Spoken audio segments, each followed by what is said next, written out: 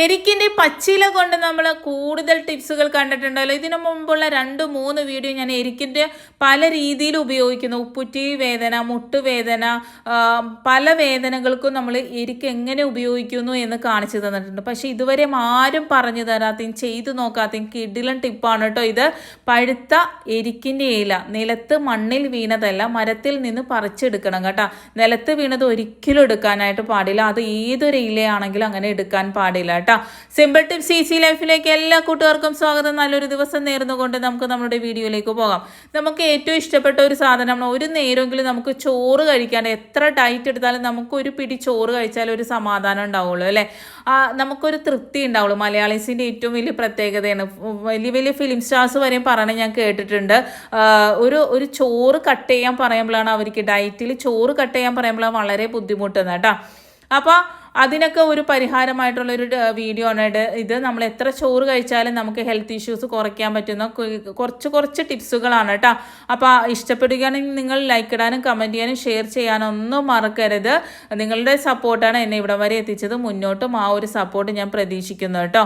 പ്ലാവിലയുടെ ഗുണങ്ങൾ വളരെ അധികമാണെന്ന് എല്ലാവർക്കും അറിയാവുന്നതാണ്. ഇതുപോലുള്ള കിളിന്തിലയാകട്ടെ, അതുപോലെ പഴുത്തിലയുടെ ഗുണങ്ങൾ ഒക്കെ ഞാൻ കാണിച്ചു തന്നിട്ടുണ്ട് കേട്ടോ. നമുക്ക് പഴുത്തില നമ്മൾ നിലത്ത് വീണ്, ഏതൊരു ഇലയാണെങ്കിലും നിലത്ത് വീണത് എടുത്ത് ഉപയോഗിക്കരുത്. നമ്മളുടെ പഴുത്തിലയാണെങ്കിൽ കൂടി മരത്തിൽ നിന്ന് പറിച്ചെടുക്കുന്നതാണ് ഏറ്റവും ബെറ്റർ. ഇപ്പോൾ എരിക്കിൻ്റെ ആകട്ടെ, പ്ലാവിൻ്റെ ആകട്ടെ, ഏത് ഇലയാണെങ്കിലും അങ്ങനെയാണ് അല്ലേ, അങ്ങനെയാണ് നല്ലത്.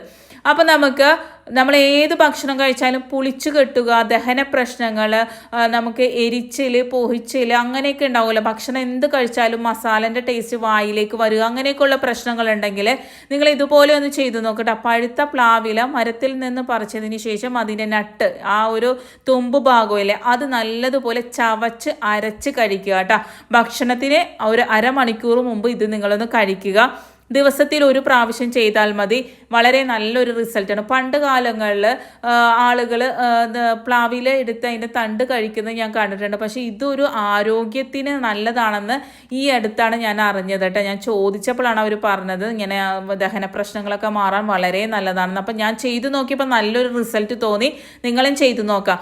നമുക്ക് ചോറ് കഴിക്കാൻ വളരെ ഇഷ്ടമാണെങ്കിലും പ്രഷർ ഉള്ളവർക്കും ഷുഗർ ഉള്ളവർക്കും ഒക്കെ ചോറ് കഴിക്കാൻ വളരെ ബുദ്ധിമുട്ടാണല്ലോ. അത് കൂടാൻ ചാൻസ് ഉണ്ട്. അപ്പോൾ അത് കട്ട് ചെയ്യാൻ പറയുമ്പോഴാണ് ഏറ്റവും വലിയ ബുദ്ധിമുട്ട്. നമുക്ക് ഫുഡ് എന്ത് കട്ട് ചെയ്താലും ചോറ് കട്ട് ചെയ്യാൻ ഒരിത്തിരി ബുദ്ധിമുട്ടാണ് അല്ലേ. അപ്പോൾ ഇതുപോലെ ഒന്ന് നിങ്ങൾ ചെയ്തു നോക്കുക. മാക്സിമം നിങ്ങൾ കുക്കറിലും റൈസ് കുക്കറിലും ചോറ് വെക്കുന്നത് അവോയ്ഡ് ചെയ്യുക. അത്യാവശ്യ ഘട്ടങ്ങളിൽ നിങ്ങൾ റൈസ് കുക്കറിലൊക്കെ ചോറ് വെച്ചോളൂ, അതിന് കുഴപ്പമില്ല. സ്ഥിരമായിട്ട് കുക്കറിലും റൈസ് കുക്കറിലൊന്നും ചോറ് വെക്കാതിരിക്കുന്നതാണ് നല്ലത്. അത് നമ്മുടെ ഹെൽത്തിന് അത്ര നല്ലതല്ല. നമ്മളുടെ ചെമ്പിൽ വെന്ത് അതിൻ്റെ ആവി പുറത്തേക്ക് പോകുന്ന വിധത്തിൽ നമ്മൾ വേവിച്ചെടുക്കുന്നതാണ് എപ്പോഴും നമ്മളുടെ ഹെൽത്തിന് നല്ലത് കേട്ടോ. നമ്മളിപ്പോൾ തലേന്ന് റൈസ് കുക്കറിൽ ഇറക്കി വെച്ച് പിറ്റേന്ന് നമ്മൾ ചോറ് പെട്ടെന്നാകാൻ വേണ്ടിയാണ് നമ്മൾ ആ ഒരു സിസ്റ്റം ചെയ്യുന്നത്, ജോലിക്കാരാണെങ്കിലും. അപ്പോൾ ഇനി മുതൽ നിങ്ങളിങ്ങനെ ചെയ്യുക. റൈസ് കുക്കറിൽ ഇറക്കി വെച്ചൊരു 3/4 വേവാകുമ്പോഴത്തേക്കും വടിച്ചിടുക. വടിച്ച് നമ്മൾ വടിവോടുകൂടി ഇട്ടിട്ട് പിറ്റേന്ന് രാവിലെ നിങ്ങൾ ഈ ഒരു ചോറെടുത്ത് ഇതുപോലെ ഒരു 3 പ്രാവശ്യം വെള്ളത്തിൽ ഇതുപോലെ ഒന്ന് കഴുകിയെടുക്കുക. നമ്മൾ കൈയിട്ടൊന്നും ഇതാക്കേണ്ട കാര്യമില്ല. ഒരു സ്പൂണിട്ട് ഇതുപോലെ നല്ലതുപോലെ ഈവണായിട്ട് നല്ലതുപോലെ 3 പ്രാവശ്യം കഴുകിയതിന് ശേഷം നിങ്ങൾ തിളപ്പിച്ചിട്ട് ചോറ് കഴിക്കുകയാണെങ്കിൽ നമുക്ക് ആ ഒരു റൈസ് കുക്കറിൽ വെച്ചിട്ടുള്ള ആ ഒരു എഫക്റ്റ് പോകും. ഞാൻ ഇതിനു മുമ്പ് ഒരു വീഡിയോ ചെയ്തിട്ടുണ്ട്. കുക്കറിൽ 3/4 വേവായിട്ട് നമ്മൾ കലത്തിലിട്ട് തിളപ്പിച്ച് ചോറ് കഴിക്കുകയാണെങ്കിൽ ചിലവർക്ക് കുക്കറിൽ ഉണ്ടാക്കുന്ന ആ ചോറിൻ്റെ ടേസ്റ്റ് അത്ര ഇഷ്ടാവില്ല. പക്ഷേ ആ ഒരു 3/4 വേവിൽ നമ്മൾ ചെമ്പിലേക്ക് മാറ്റിയിട്ട് നമ്മൾ തിളപ്പിച്ച് വെള്ളം കൂടുതൽ ഒഴിച്ചിട്ട് തിളപ്പിച്ചിട്ട് നമ്മൾ ഊറ്റിയെടുക്കുകയാണെങ്കിൽ നമ്മൾ കലത്തിൽ വെച്ച ചോറിൻ്റെ ഒരു എഫക്റ്റും ഉണ്ടാകും. ആ ഒരു ചോറ് കുക്കറിൽ വേവിച്ചതിൻ്റെ ആ ഒരു ഇത് പോകും. നമുക്ക് ശരീരത്തിലുണ്ടാവുന്ന ദോഷം പോകുവാനോ അത് സഹായിക്കുന്നതാണ് കേട്ടോ.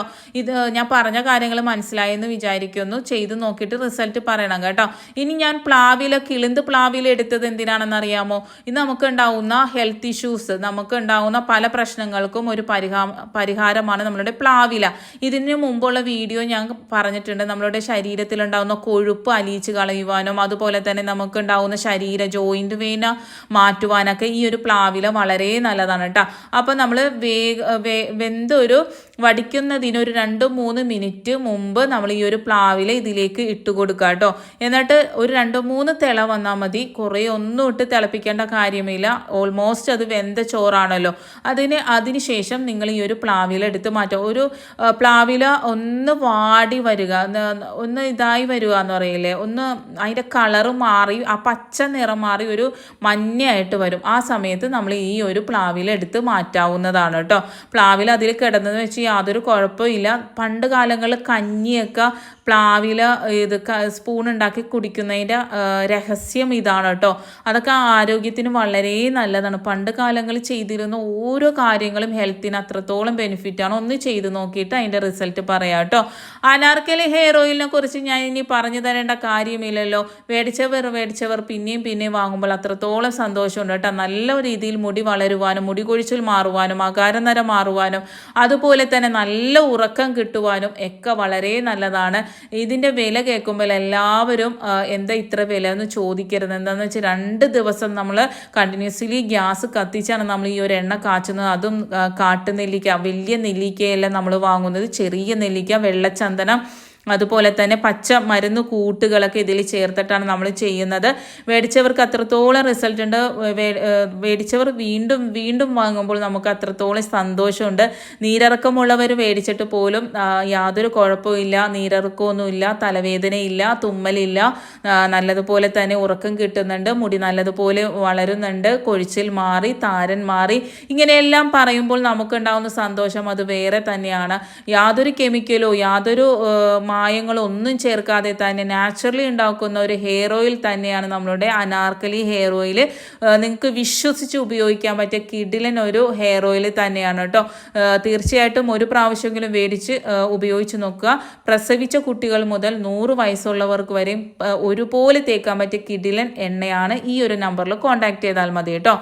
അടുത്തതായിട്ട് നമുക്ക് ഒരു ഇരുമ്പ് ചട്ടി വേണം. പിന്നെ നമുക്ക് ആവണക്കെണ്ണ എണ്ണ, അത് നമുക്ക് ആയുർവേദ കടകളിലൊക്കെ വാങ്ങാനായിട്ട് കിട്ടും. ഇപ്പോൾ ഓൺലൈനൊക്കെ സിമ്പിളായിട്ട് കിട്ടും. പിന്നെ നമുക്ക് വേണ്ടത് നല്ലെണ്ണയാണ് കേട്ടോ. ഈ എണ്ണകൾ ഈക്വലായിട്ട് എടുക്കണം. ആവണക്കെണ്ണ എണ്ണ ഇപ്പം 3 ടേബിൾ സ്പൂൺ എടുക്കുന്നെങ്കിൽ നല്ലെണ്ണ 3 ടേബിൾ സ്പൂൺ എടുക്കണം കേട്ടോ. ഇത് നമ്മുടെ ശരീരത്തിലുണ്ടാവുന്ന ജോയിൻറ്റിലുണ്ടാവുന്ന നീർക്കെട്ടും വേദനകളൊക്കെ മാറ്റാനായിട്ട് ഈ എണ്ണ വളരെ നല്ലതാണ് കേട്ടോ. ബ്ലഡ് ഓട്ടം നല്ലതുപോലെ ആകാനൊക്കെ വളരെ നല്ലതാണ്. ഈക്വലായിട്ട് ഈ ഒരു എണ്ണ എടുക്കുന്നുണ്ട്. അതിലേക്ക് പിന്നെ നമുക്ക് വേണ്ടത് പഴുത്ത എരിക്കിൻ്റെ ഇലയാണ്. ഈ ഇല എടുക്കുമ്പോൾ മണ്ണിൽ വീണ് കിടക്കുന്ന ഇല ഒരിക്കലും എടുക്കരുത്. നമ്മൾ പറിച്ച ഉടനെ തന്നെ ഉപയോഗിക്കണം. നമ്മളത് വെച്ച് ഉപയോഗിക്കരുത്. ഇതൊക്കെ ശ്രദ്ധിക്കേണ്ട കാര്യമാണ്. അതിൻ്റെ ഒരു ഗുണം കിട്ടണമെങ്കിൽ പറിച്ച ഉടനെ തന്നെ നമ്മൾ ഈ ഒരു എണ്ണ കാച്ചണം. അത് നമ്മൾ വെച്ച് അതിൻ്റെ ആ ഒരു ഉണങ്ങിയ പോലെയൊക്കെ ആയിട്ട് നമ്മളത് ചെയ്ത് കഴിഞ്ഞാൽ യാതൊരു എഫക്റ്റും ഉണ്ടാവില്ല കേട്ടോ. ഫസ്റ്റിലെ തന്നെ പറയാം. അപ്പോൾ ഇത് നമ്മൾ കഴുകിയൊന്നും എടുക്കാനായിട്ട് പാടില്ല. ഒരു ടിഷ്യൂവോ കോട്ടൺ തുണിയോ എടുത്തിട്ട് നല്ലതുപോലെ തുടച്ചെടുക്കുക കേട്ടോ. ഇപ്പോൾ ഇത്രയും എണ്ണക്ക് നമുക്കൊരു 3 ഇല മതിയാകും. നമ്മൾ എത്രത്തോളം വേണോ അത്രത്തോളം. ഞാൻ കുറേ ക്വാണ്ടിറ്റി ഒന്നും ഉണ്ടാക്കി വെക്കില്ല കേട്ടോ. കുറച്ച് മാത്രമേ ഉണ്ടാക്കുള്ളൂ. എന്ന് വെച്ചാൽ നമ്മൾ അപ്പം ഉണ്ടാക്കുന്ന ആ ഒരു എഫക്റ്റ് കിട്ടിയില്ലെങ്കിലോ എന്ന് വിചാരിച്ചിട്ടാണ്. ചിലപ്പോൾ ഇരിക്കുമ്പോൾ നല്ല എഫക്റ്റ് കൂടുമായിരിക്കും. പക്ഷെ ഞാനിപ്പോൾ ഇത് 2 ആഴ്ചത്തേക്കൊക്കെ നമുക്കുണ്ടാവുന്ന ഒരു നീർക്കെട്ട്, വേദന, മസിൽ വേദന, നമ്മൾ എവിടെയെങ്കിലുമൊക്കെ കുറേ നടന്നിട്ട് വരുമ്പോഴൊക്കെ നമുക്ക് മസിൽ വേദനയൊക്കെ ഉണ്ടാവുമല്ലോ. ജോയിൻറ്റ് പെയിൻ ഉണ്ടാകും, അതുപോലെ മസിൽ പിടുത്തം ഉണ്ടാകും, പ്രായത്തിൻ്റെതായ ബുദ്ധിമുട്ടുകൾ കൊണ്ട് വേദനകൾ ഉണ്ടാകും. അങ്ങനെയുള്ള എല്ലാ വേദനകൾക്കും ഇപ്പം ഈവൻ നമ്മളുടെ വെരിക്കോസിൻ്റെ വേദനയൊക്കെ ഉണ്ടാവില്ല, അതിനൊക്കെ നല്ലതാണ് കേട്ടോ. അപ്പോൾ ഈ ഒരു എണ്ണ ക്വാണ്ടിറ്റി കുറവായതുകൊണ്ടാണ് ഞാനിപ്പോൾ ഈ ഇല കഷ്ണിച്ചിട്ടേക്കുന്നത്. ഇല്ലെങ്കിൽ നമുക്ക് മുഴുവനേ ഇല ഇട്ടിട്ട് ഇതുപോലെ ഒന്ന് മൊരിയിച്ചെടുക്കാം കേട്ടോ. ഇപ്പോൾ ഒരു 3 ഇല ഞാൻ ഇതുപോലെ ഫ്രൈ ചെയ്തെടുക്കുന്നുണ്ട്. ലോ ഫ്ലെയിമിൽ വേണം ഇത് നമ്മൾ ചെയ്യാനായിട്ട്. ഹൈ ഫ്ലെയിമിൽ വെച്ചിട്ട് ഒരിക്കലും നമ്മൾ ചെയ്യാൻ പാടില്ല. ഏതൊരു കാര്യവും മെഡിസിൻ ചെയ്യുമ്പോഴൊക്കെ നമ്മൾ ശ്രദ്ധിക്കേണ്ടത് ലോ ഫ്ലെയിമിൽ വെക്കുന്നതായിരിക്കും ഏറ്റവും നല്ലത് കേട്ടോ. നല്ലെണ്ണയും ആവണക്കെണ്ണയും അതുപോലെ തന്നെ ഈ ഒരു എരിക്കിൻ്റെ പഴുത്ത ഇലയും പിന്നെ ഒരു സാധനം കൂടിയുണ്ട്, അത് അവസാനം ചേർക്കേണ്ടതാണ് കേട്ടോ.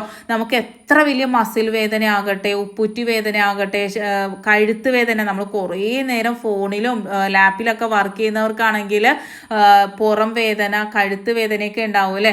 ഇതൊന്ന് തൊട്ടാൽ മതി കേട്ടോ. അത്രത്തോളം റിസൾട്ടാണ് കിട്ടുന്നത്. നല്ലൊരു റിലീഫ് തന്നെ കിട്ടുന്നതാണ്. നല്ല എന്താ പറയുക, തൊട്ട ഉടനെ തന്നെ നമുക്കൊരു റിലീഫ് കിട്ടണ പോലത്തെ ഒരു എണ്ണയാണ് കേട്ടോ ഇത്. നമുക്ക് പെട്ടെന്ന് തന്നെ മാറിക്കിട്ടും. പിന്നെ നമുക്ക് വേണ്ടത് അവസാനമായി നമ്മൾ ചേർക്കുന്നത് ഒന്ന് ചൂട് ഇങ്ങനെ ആറി, തിളച്ച ചൂടല്ലാണ്ട് ഒന്ന് ആറി വരുമ്പോഴത്തേക്കും പച്ചക്കർപ്പൂരമാണ് ചേർക്കേണ്ടത്. ഇത്രത്തോളമാണ് നമ്മൾ ചേർക്കേണ്ടത്. ഇതൊന്ന് പൊടിച്ചെടുക്കുന്നുണ്ട്. ഫൈൻ പൗഡറായിട്ടൊന്നുമല്ല, കൈകൊണ്ട് ഇതുപോലെ നിരടി ഒന്ന് പൊട്ടിച്ചെടുക്കുന്നുണ്ട്. എന്നിട്ട് അതിലേക്ക് ഇട്ട് കൊടുക്കുക. തിളച്ച എണ്ണയിലേക്ക് ഇടരുത്, നേരിയ ഒരു ചൂടുള്ളപ്പോൾ ഇട്ട് കൊടുക്കുക കേട്ടോ. എന്നിട്ട് അതൊന്ന് റെസ്റ്റ് ചെയ്യാൻ വെക്കുക. നല്ലതുപോലെ മിക്സ് ചെയ്തിട്ട് ഇരുമ്പ് ചട്ടിയിൽ ചെയ്യുന്നതാണെങ്കിൽ നല്ലതാണ്. നമ്മൾ ഉപയോഗിക്കാത്ത ചട്ടിയാണ് നമ്മൾ എടുക്കേണ്ടത്. ഉപയോഗിക്കുന്ന ചട്ടി ഒരിക്കലും എടുക്കരുത് കേട്ടോ. അപ്പോൾ ആ ഒരു എഫക്റ്റ് കൂടാനായിട്ട് ഇരുമ്പ് ചട്ടി എടുക്കാനായിട്ട് പറയുന്നത്. ഉപയോഗിക്കുന്ന ചട്ടിയിൽ നമ്മൾ ഒരിക്കലും കർപ്പൂരം ഇട്ട് മിക്സ് ചെയ്യാനായിട്ട് പാടില്ല. അതുകൊണ്ടാണ് പറഞ്ഞത് നമ്മൾ ഉപയോഗിക്കാത്ത ചട്ടി എടുക്കുന്നതായിരിക്കും നല്ലത്.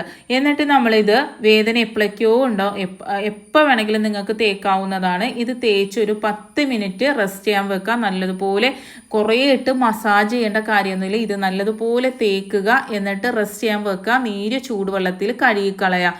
100% റിസൾട്ട് കിട്ടും. നിങ്ങളൊന്ന് ചെയ്തു നോക്കിയതിന് ശേഷം അഭിപ്രായം കമൻറ്റ് വഴി അറിയിക്കണം കേട്ടോ. ഇന്ന് പറഞ്ഞ ഓരോ ടിപ്സും അത്രത്തോളം എഫക്റ്റീവായിട്ടുള്ള നല്ല റിസൾട്ട് കിട്ടുന്ന കാര്യങ്ങളാണ്.